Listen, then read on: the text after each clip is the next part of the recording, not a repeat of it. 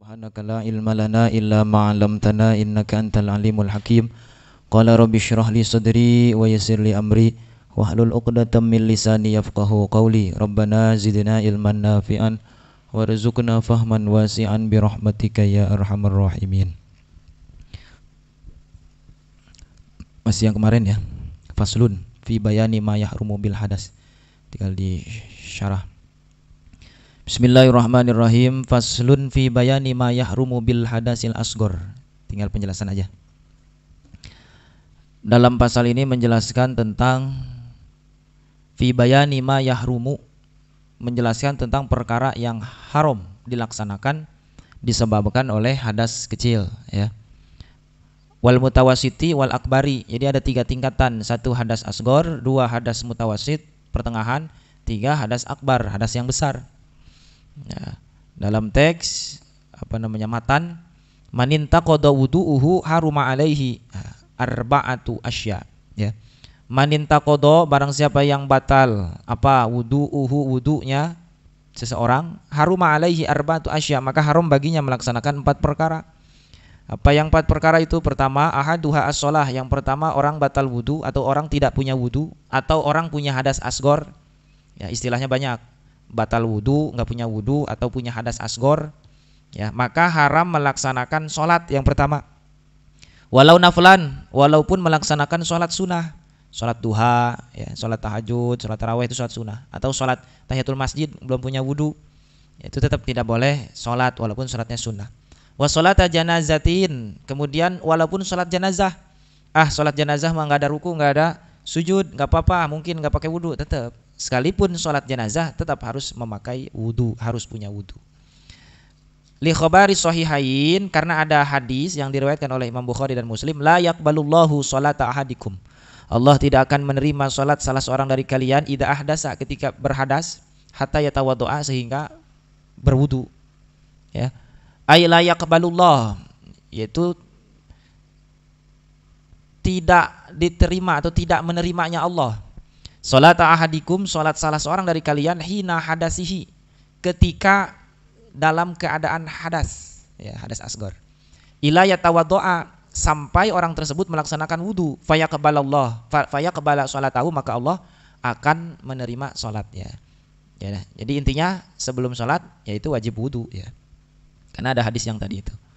Illa ala faqidi tahuraini, kecuali bagi orang yang tidak mempunyai 2 kesucian ya. Apa tahuraini itu apa? Debu dan wudu. Berarti tayamum dan wudu. Dia enggak bisa tayamum juga enggak bisa wudu ya. Tidak mendapatkan air contohnya, atau tidak juga mendapatkan untuk tayamum. Itu berarti faqidi tahuraini, wudu enggak, tayamum enggak. Ya, tapi uzur ya, uzur syar'i. Fayusalli al-fardhu dunan nafli li hurmatil waqti.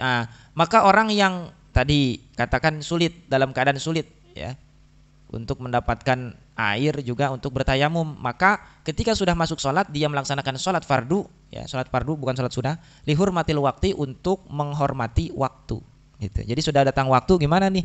Dia nggak bisa wudu karena nggak ada air, atau juga tayamum juga nggak bisa misalkan. Maka sholatlah sholat, namanya sholat ya, untuk lihurmatil waqti. Wa yaqdi idza qadara ala ahadihima, maka ketika dia sudah mampu salah satu daripada yang 2, tayamum atau wudu, mana nih yang mampu? Ada air, wudu misalkan, berarti dia harus mengqadha sholatnya ya. Jadi sholat 2 kali. Yang pertama sholat lihurmatil waqti, yang kedua adalah sholat qadha. Kemudian wa fi makna sholati, ya, semakna dengan makna sholat ya, kan tadi orang sholat tidak boleh, orang nggak punya wudu nggak boleh melaksanakan sholat. Sama halnya seperti sholat khutbatul jum'ah, orang melaksanakan khutbah Jumat. Jadi khutbah Jumat pun sama ya, harus punya wudu ya, karena derajatnya sama. Posisi orang berkhutbah itu sama dengan derajatnya melaksanakan sholat 2 rakaat ya, 2 khutbah sama dengan 2 rakaat. Jadi dalam keadaan posisi punya wudu ya, harus punya wudu. Jadi tidak boleh khutbah Jumat nggak punya wudu gitu. Wasajadatu tilawah, sujud tilawah ya, ada ayat sajadah. Kemudian dia mau sujud, harus mempunyai wudu gitu kan. Jadi sujud tilawah baik mendengar atau membaca ayat sajadah, maka sunnah untuk sujud. Sunnah ya, bukan wajib. Sunnah untuk sujud gitu. Nah, ketika sujudnya tetap harus mempunyai wudu. Termasuk sujud syukur. Sujud syukur pun sama ya, harus disertai dengan wudu. Nah, itu yang pertama ya. Orang yang tidak punya wudu maka haram baginya melaksanakan sholat, termasuk khutbah Jumat, termasuk sujud tilawah, termasuk sujud syukur. Wasaniha at-tawaf. Ya, yang kedua, haram baginya melaksanakan tawaf. Fardon au naflan, baik melaksanakan tawaf fardu atau tawaf sunnah. Ya, tawaf fardu atau tawaf sunnah, seperti tawaf yang ketika masuk dalam rukun haji atau umroh. Ya. Atau sunnah, tawaf sunnah seperti tawaf kudum. Tawaf kudum itu tawaf baru masuk ya, baru pertama datang, itu tawaf kudum berarti ya. Tawaf kudum baru datang, tawaf 7 kali ya. Nah, itu sunnah ya. Kan kalau di masjid biasa kan, masjid kita masuk masjid berarti sholat tahiyatul masjid. Kalau ke Masjidil Haram itu apa? Itu tawaf berarti sunnahnya. Baru datang ke Masjidil Haram ya, silahkan melaksanakan tawaf gitu, tawaf kudum ya. Li khobaril Hakim, karena ada khobar hadis ya dari Imam Hakim, at-tawafu bimanzilatis shalah. Tawaf itu ya posisinya, derajatnya sama seperti salat. Jadi tawaf harus punya wudu. Illa annallaha ahala nutqa ya. Tawaf sama seperti salat ya. Namun ya, bahwa Allah menghalalkan berbicara ketika sedang tawaf ya. Bedanya itu, kalau sholat kan nggak boleh bicara, batal ya. Kalau sholat bicara batal, tapi kalau tawaf boleh bicara, tapi ada batasannya. Faman nataqa fala yantiqu illa bi khairin. Maka barang siapa yang berbicara, tidak boleh berbicara kecuali hanya berbicara yang baik-baik saja gitu. Jadi boleh berbicara, tapi ada batasannya gitu.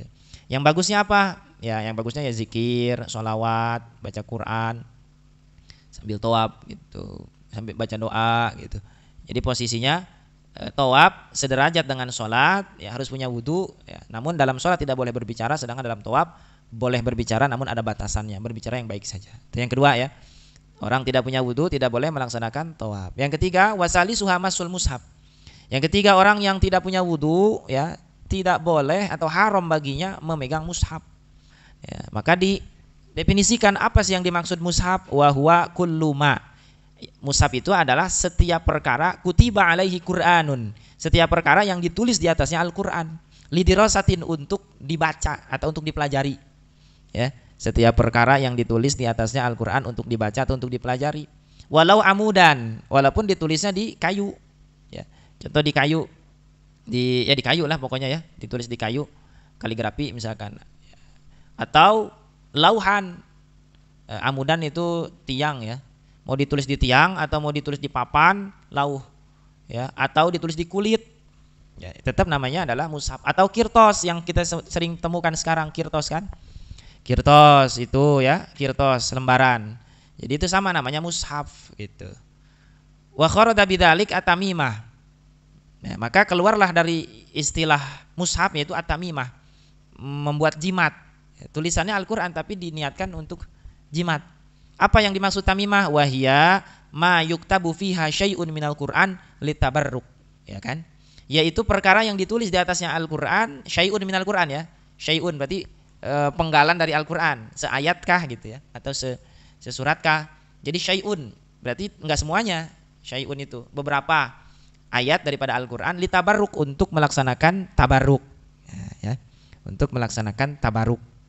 Jadi dikecualikan ya, kalau tamimah itu boleh nanti dipegang ya, walaupun pada asalnya tetap secara hukum lebih baik punya wudu kalau pakai tamimah. Wa tu'laqu ala ra'si masalan. Nah, biasanya ya tamimah itu ditulis di atasnya Al-Qur'an, kemudian untuk apa? Litabarruk, untuk ngalap berkah.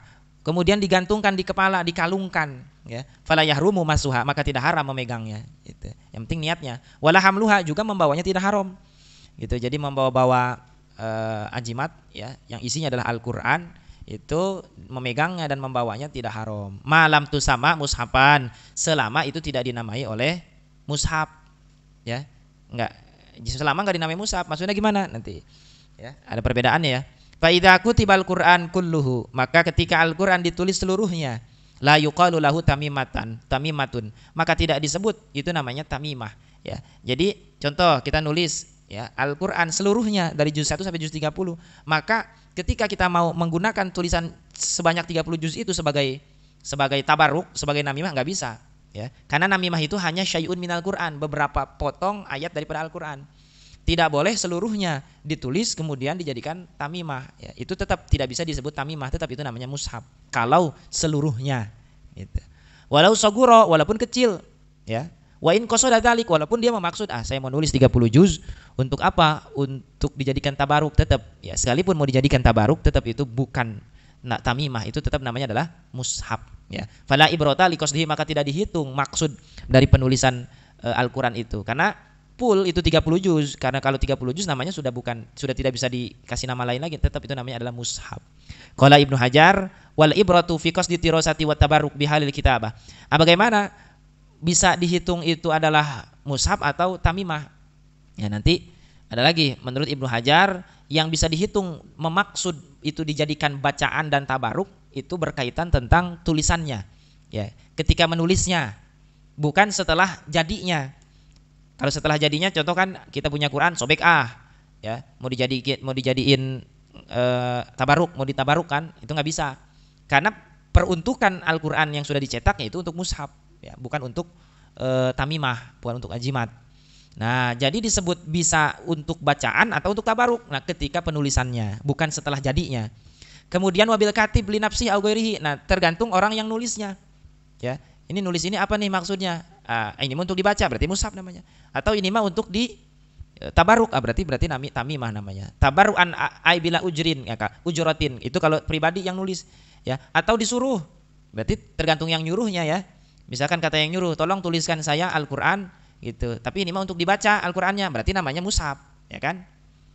Atau kata yang nyuruh, tolong tuliskan saya Al-Qur'an ya. Ini Al-Qur'an mau saya pakai untuk tabaruk, untuk tamimah. Berarti kalau kata yang nyuruh itu adalah untuk tamimah, berarti jadilah itu sebagai tamimah, bukan mushaf, ya. Jadi intinya tadi ketika sedang penulisannya diperuntukkan untuk apa dan niat orang yang menulisnya atau niat orang yang menyuruhnya, ya. Atau orang yang ngupahinnya ya, au mustajirih gitu. Qala Nawawi fi Tibyan, berkatalah Imam Nawawi di dalam kitab Tibyan, wasawaun masa nafsal mushaf al maktub awil hawashi awil jilda awil hawashiyah gitu. Sama saja ya, memegang zatiyahnya mushaf berarti isinya, kertasnya yang ditulis di dalamnya ya, atau memegang hanya pinggirnya saja, atau memegang hanya jilid atau kulitnya saja, itu juga sama. Ya, kata Imam An-Nawawi dalam kitab Tibyan, sama saja mau pegang pinggirnya mau pegang sampulnya mau pegang jilidnya, tetap itu tidak boleh dipegang. Wa yahrumu masul kharitah wal ghilaf wasunduk, juga haram memegang bungkusnya Al-Qur'an. Jadi ada bungkusnya ya. Bungkusnya adalah Quran yang zaman sekarang itu ada bungkusnya, termasuk kantongnya, termasuk kotaknya. Seperti kita punya kotak untuk menyimpan Al-Qur'an, kotaknya pun itu tidak boleh dipegang gitu. Idza kana fihinal mushaf, kalau memang dalam kotaknya ada mushaf gitu. Jadi istilah kotak ya, bisa saja kotak ya nggak ada isinya, tapi kalau kotak ada isinya itu haram berarti. Hadza huwal madhab al-mukhtar, inilah ya pendapat yang dipilih ya. Intinya tidak terfokus hanya tulisannya aja, termasuk sampul-sampulnya, bungkus-bungkusnya, kotak-kotaknya tidak boleh dipegang. Wa qila la tahrumu hadhihi salasah. Ada juga pendapat ya, enggak apa-apa, pegang kotaknya saja mah, atau pegang pinggirnya saja, atau pegang bungkusnya saja. Ya, itu pendapat ya. Tapi wa huwa dhaifun, tapi pendapat itu adalah pendapat yang dhaif. Pendapat yang mukhtar yang dipilih yang tadi, tidak boleh dipegang sama sekali. Walau kutibal Qur'an fil lauhin. Ya, kalau seandainya Al-Qur'an ditulis di papan, fahukmuhu hukmul mushaf, maka hukumnya sama seperti mushaf. Sawaun qallal maktub, baik ditulisnya sedikit au kasur atau banyak ya. Hatta law kana ba'du ayatin kutiba lidirasati, sehingga kalau seandainya sebagian ayat ditulis untuk dibaca, untuk dipelajari, haruma, maka haram. Contoh di papan tulis ya, nulis ya pelajaran, ada bismillahnya, kemudian ada ayatnya. Contoh misalkan nulis wa ma khalaqtul jinna wal insa illa liya'budun, ditulislah di papan tulis. Itulah hukmuhu hukmul mushaf, sama dengan mushaf, baik sedikit nulisnya atau banyak gitu. Sehingga sekalipun nulisnya hanya sedikit, tetap itu haram untuk memegangnya karena sudah disebut mushaf gitu. Jadi universal ya, apapun tulisannya gitu, dimanapun tempatnya, yang penting itu ayat Al-Qur'an diniatkan untuk dibaca dan dipelajari, itulah namanya mushaf. Qala aidan wa fil mushafi salasu lughatin. Berkatalah Imam Nawawi, juga dalam teks kalimat mushaf ada 3 bahasa. Yang satu dhammul mim wa fathuha wa kasruha. Bisa menggunakan dhammah mushaf, juga bisa menggunakan fathah mashaf, juga bisa menggunakan kasroh mishaf. Fadhamu wal kasru masyhuratani. Yang menggunakan dhammah dan kasroh itu masyhur. Berarti contoh apa? Mushaf itu masyhur kan? Paling masyhur itu mushaf. Atau pakai mishaf, itu pun sama masyhur, tapi yang lebih masyhur tadi mushaf. Ya, sedangkan fathah mah itulah pendapat Imam Abu Hafsin, ya. Jadi mashaf jarang yang nyebut mashaf. Yang paling masyhur adalah mushaf atau mishaf nomor kedua. Ya. Imam Abu Hafsin dan An-Nuhas wa ghairihi. Qala Syibramulisi wa dhahirun anna masahu ma'al hadas laisa kabiratan. Berkatalah Imam Syibramulisi bahwa zahir daripada hukum menyentuh mushaf berbarengan dengan mempunyai hadas, maka itu adalah bukan dosa yang besar, laisa kabiratan, ya. Jadi bukan dosa besar pegang mushaf, ya. Memang haram, tapi pengharamannya bukan pengharaman besar, ya. Bi khilafi shalah, berbeda dengan salat atau semacam daripada salat seperti tawaf yang tadi disebutkan di awal, ya. Orang tidak punya wudu tidak boleh salat, tidak boleh tawaf. Itulah yang pengharaman besar, ya. Kalau seandainya enggak punya wudu tetap masih mau salat, tetap masih mau tawaf, berarti dosanya dosa besar. Sedangkan kalau seandainya megang mushaf, ya, enggak punya tapi terpaksa misalkan, ya, itu dosanya bukan dosa besar, ya. Seperti kemarin dicontoh, ya, darurat ada lembaran kertas jatuh di lantai, ambil saja sekalipun enggak punya wudu karena lidarurah, gitu ya. Ad-daruratu tubihul mahzurat. Ada Al-Qur'an tergeletak, ya, dipakai main misalkan sama anak kecil, ya ambil saja, ya, di bawah ambil pindahkan ke atas, itu lidarurah, ya, lidarurah. Bi khilafi shalah wasatajid wasajdatai tilawah wa syukri, ya. Ya, fa innaha kabiratun. Jadi yang tadi pertama disebutin itu, ya, salat, tawaf, sujud tilawah, sujud syukur, itu mah kalau enggak punya wudu berarti dosanya dosa besar, gitu, ya. Ya, berikutnya nomor keempat, ya, warabi wa hamluhu, yang keempat, haram bagi orang yang tidak punya wudu untuk membawa mushaf. Tadi pegang, sekarang bawa. Ila fi matain, kecuali, ya, disatukan dengan benda-benda yang lain. Fayahilu hamluhu, maka halal membawanya ma'ahu. Ya, contoh di tas, ya, atau di kantong kita bawa buku-buku, termasuk bawa barang-barang yang lain. Simpan Al-Qur'an di situ. Tapi nggak punya wudu, bolehlah, gitu, ya. Atau tadi mah punya wudu, kemudian batal. Lagi bawa tas nih, ada Qur'annya dalamnya, tapi, ya, banyak buku-buku yang lain, ya, buku-buku umum. Terus batal lah wudunya. Itu tetap bisa diperbolehkan, halal sekalipun batal. Jadi jangan dilepas, ya, lagi bawa tas ada Al-Qur'annya terus tasnya langsung dilepas, itu nggak usah, karena hukumnya adalah halal karena kita niat. Tapi dengan gantung niatnya adalah membawa barang-barang yang lain. Taba'an lahu idza lam yakun maqsudan bil hamli. Yang penting jangan dimaksud membawa Al-Qur'an, ya, wahdahu, jangan bawa Al-Qur'an. Bi alam yaqsid syai'an, maka maksud membawa sesuatu yang lain.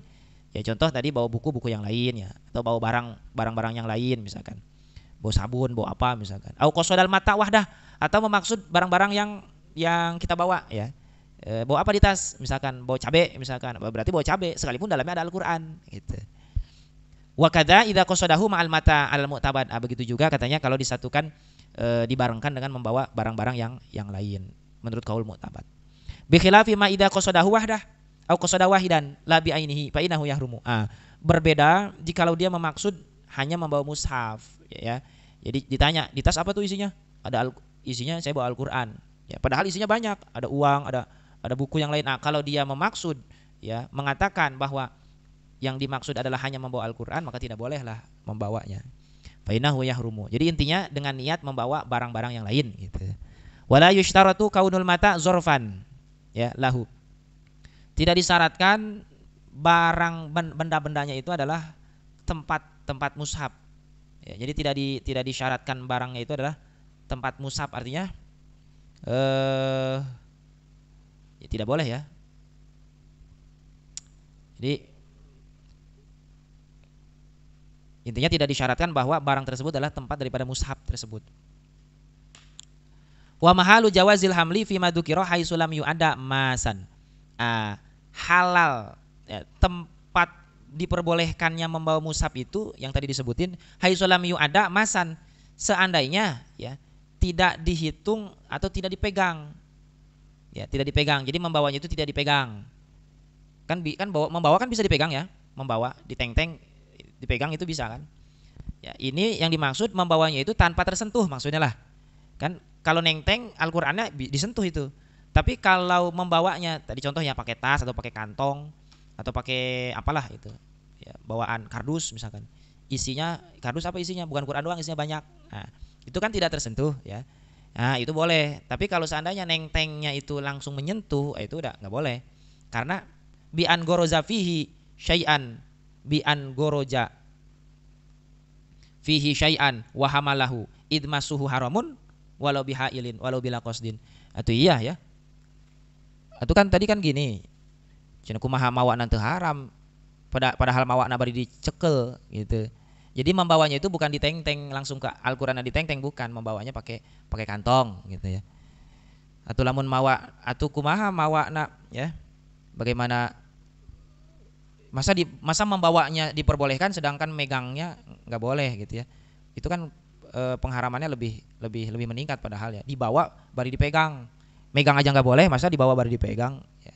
Ya, jadi cara membawanya bukan dipegang ya. Tapi dimasukkan ke dalam tempat.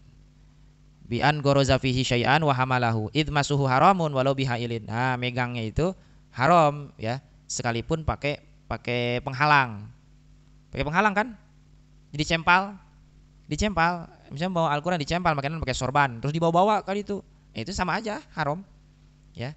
Karena itu secara langsung, kontak langsung lah, ya, kontak langsung.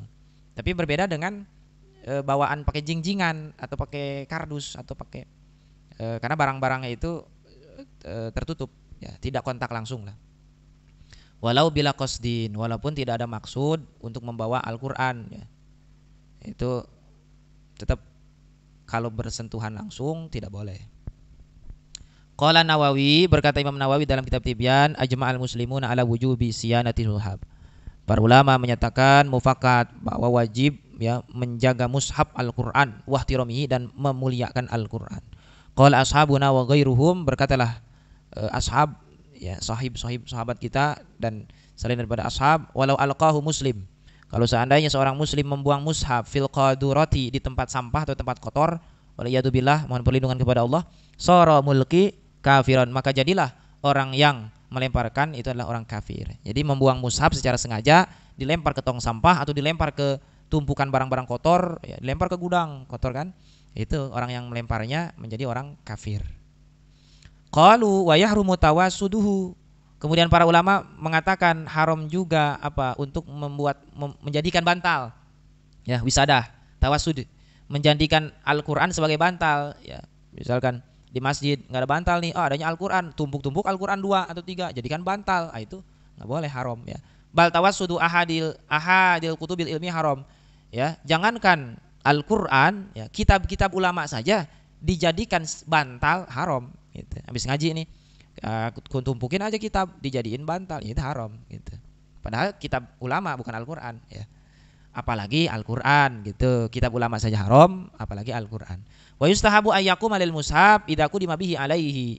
Disunahkan berdiri, ya, untuk menghormati mushaf. Jadi kalau kita mau dikasih Al-Qur'an misalkan, atau ya ada orang bawa Al-Qur'an, itu disunahkan untuk berdiri, ya. Li annal qiyama mustahabun lil fudala minal ulama wal akhyar fal mushafu aula. Kenapa kok disunahkan, ya kan? Berdiri disunahkan ketika datang orang fudola, orang yang mempunyai keutamaan dari golongan ulama, ya. Jadi ada ulama besar, ada kiai besar, orang soleh, ahli zikir, ahli ilmu datang, itu sunnah berdiri, ya, sunnah berdiri. Tapi nggak berdiri pun tidak jadi masalah, ya. Itu keafdolannya, kesunahannya berdiri, gitu. Apalagi mushaf, gitu. Fal mushafu aula, apalagi mushaf, gitu. Mushaf lebih utama lagi, ya. Jadi orang bawa mushaf, ya, atau orang ya intinya tadi mushaf itu ketika ada mushaf kita sunnah untuk berdiri. Kemudian apalagi ya, menyimpan mushaf, yang paling itu jadi mushaf itu kalau bisa ditaruhnya di atas, ya. Itu kan ada rekal ya di bawah, ya, di masjid itu, ya. Nah itu mushafnya itu di bawah, itu jadinya di bawah, ya, di bawah. Kalau bisa mah nanti habis pakai rekal langsung simpan lagi di atas. Kenapa? Nanti ketika sholat kan itu sejajar sama kaki, ya kan? Itu jadi sejajar sama kaki, ya. Apalagi ya pokoknya kalau habis make di bawah gitu, pakai rekal, pakai meja kecil, itu Qurannya langsung taruh lagi di atas. Kenapa? Karena ketika nanti kita sholat itu posisinya dia ada di bawah, ya. Dan itu nanti termasuknya ya kurang adab gitu ya. Karena Al-Quran itu sebisa mungkin disimpan di tempat yang paling atas ya. Itu banyak yang belum tahu etika itu ya. Bekas ngaji Al-Quran masih ditaruh di bawah gitu ya. Sedangkan ketika kita sholat posisinya dia sejajar sama kaki gitu ya. Apalagi sampai ditonggengin pas sholat itu, kita ada di kaki. Jadi bekas maca Quran